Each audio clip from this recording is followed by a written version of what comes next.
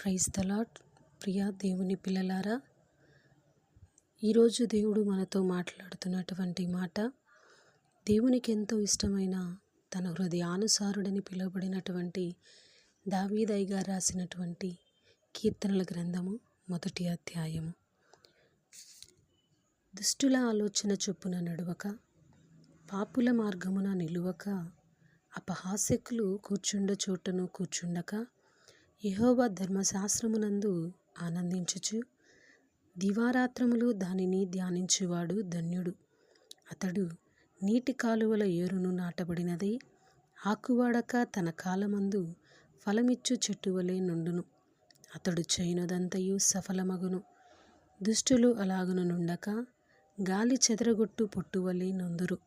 కాబట్టి న్యాయ విమర్శలో దుష్టులను, నీతిమంతుల సభలో పాపులను నిలువరు.